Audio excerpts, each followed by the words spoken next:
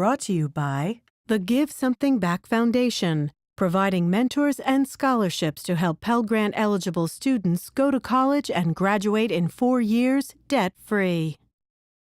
Welcome back to Life and Living. We talk a lot on this program about young women pursuing careers in STEM, that's science, education, engineering, and math. Well, our next guest is here to talk about the differences she's seen in American students versus those in her home country of Venezuela. She is Maria de Abreu Pineda, alumna of Bergen Community College and a current student at Stevens Institute of Technology in Hoboken, New Jersey. Welcome. Thank you very much. Sorry, long name. Yes, 27 letters. 27 letters, she knows that because you are efficient in STEM. So let's talk about, first of all, your journey from Venezuela to America. What brought you here? I was born and raised back in Venezuela, in Caracas. I graduated from high school, and right after graduating from high school, I came here. I moved to New Jersey because my brother was here, so he wanted to bring me here. Venezuela, unfortunately, is living a very difficult situation, and he wanted to take me and my mom here to have a better opportunity to pursue educational opportunities and professional opportunities. So I had the chance to come right after high school. I started in a community college, and then I had the chance to transfer to my current school, Stevens. Bergen Community College, right? You came through that program. What was your area of focus? So back in Bergen, I did engineering science. So I was an associate in science and engineering. I did that in 2.5 years. And then after, right now, I'm doing biomedical engineering at Stevens. Were you surprised, Maria, when you came here and found that there's such a small percentage of women in the States who pursue careers in STEM? Definitely. Actually, my first interaction as a woman in STEM was back in Bergen. So what happened was that I was involved with different, in my classes, for example, I noticed that I was the only girl sometimes taking physics and math classes, or at least part of a very group of girls taking those classes.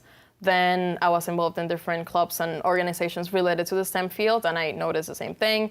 I was also a tutor, and it was a perfect opportunity for me to, for example, when I was tutoring math and things like that, it was very uncommon to see girls taking those classes. And something that came really often was, hearing those things as, I'm not good at this, or I just never liked this, or my professor told me I'm not good at this, things like that.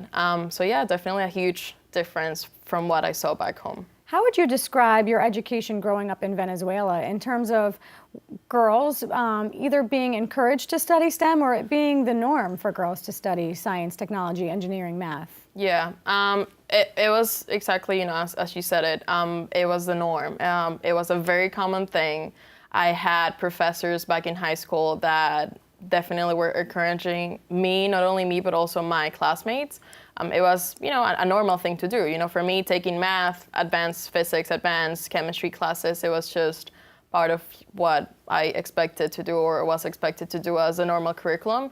High school over there works a little bit different than here. So normally you have 2 options. You can either choose to do a humanities high school focus or a science. So you have to choose a focus in high school. Yeah, exactly. For the last 2 years of high school, you have to choose.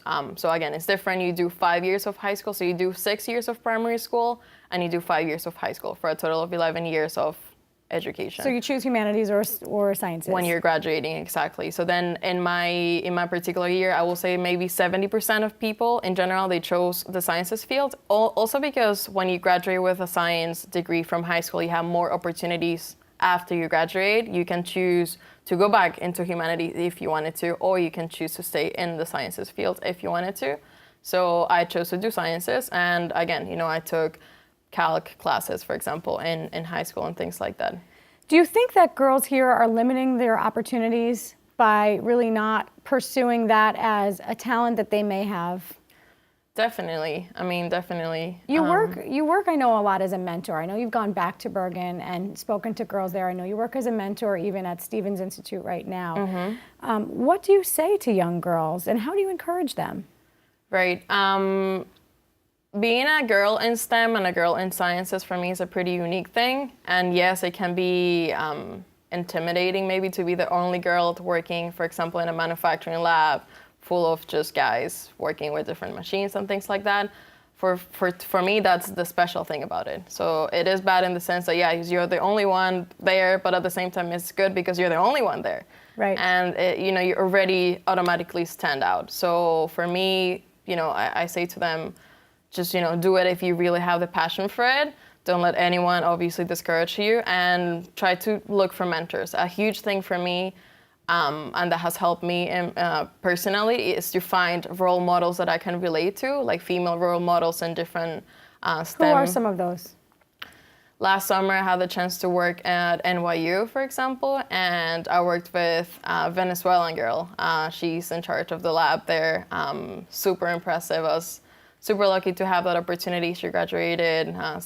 She has impressive. She actually graduated from a university back home, and then she came here, and then now she has her own lab at NYU. So, just being able to relate to her and saying, I want to be like you when I grow up, that's important to have for them. And that is exactly what you're doing for so many young girls who are following you. And I have to say, being good in the sciences does not mean that you don't have a side that's artistic, right? Yes. Because tell us, you designed these earrings that you're wearing today? Yes, I do. Yep. I love doing things like that since I was little. And of course, people can find this on Instagram, Roomba Designs, at Roomba Designs. So yeah. Thank you so much. Thank you. Hi, I'm Bob Carr.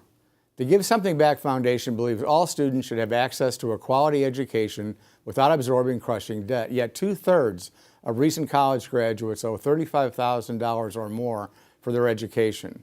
This debt can negatively impact a person's life choices, like what jobs to take, when to buy a home, get married, or even have children.